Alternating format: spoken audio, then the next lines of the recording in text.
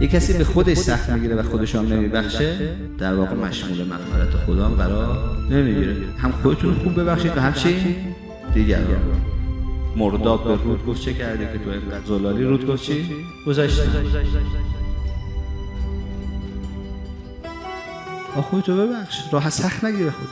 تو خدا مهربونه، میبخشه، دوستش دارم، دوستم داره، اله همه آشتی میکنم باش. شیطان خیلی وقتا میاد به ما چیکار میکنه؟ سخت میگیره. توی حمله از عقب 3 تا چیزو هی یک سره به رخمون میکشه. یکی گناهانمونو که هی میگه تو آلوده ای، تو کثیفی، تو بخشیده نمیشی، تو نمیدونم فلانی، تو بهمانی، تو اصلا آدم خوبی نیستی، تو خطا زیاد داری یا اون گناه کردی. باید بهش گفت چی؟ به تو ربطی نداره، منم خدای مهربون خودم، اگه توبه کنم میبخشه. و شروع میکنه آدم توبه میکنه. هم خودتون خوب ببخشید و هم چی؟ دیگران رو. نگه مثلا این طرف الان 30 سال 40 سال 50 سال اهل گناه و فحشا و منکرات بوده، حالا میخواد آشتی بکنه. نه نمیشه دیگه، تو دیگه رفتی جهنمی شدی.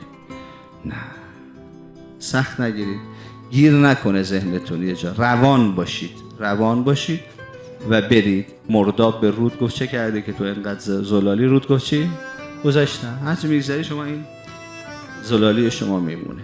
و شکستا هم شیطان زیاد سخت نگیرید. اگه شکست خوردی زود خودتون رو جمع جور کنید، مثل بچه‌ها چقدر قشنگ تا میکنه زمین پا میشه میتکونه ادامه میده خودشو. از بچه‌ها باید یاد گرفت. بچه‌ها سخت نمیگیرن. سخت نگیرید. اگه شکستی شد بتونید برید. تو زندگی هر جا توقف، موندگاری، باطلاق شدن، مرداب شدن هست، سختگیریه. دنیا خوش نمیگذره، همش دعوا و درگیری و نمیدونم حرص و جوش و اعصاب خورد و اینا، چون نمیخوایم به رعایت قوانین شادی احترام بذاریم و این باعث میشه که ما تو آخرت گیر بکنیم و گرفتار بشیم.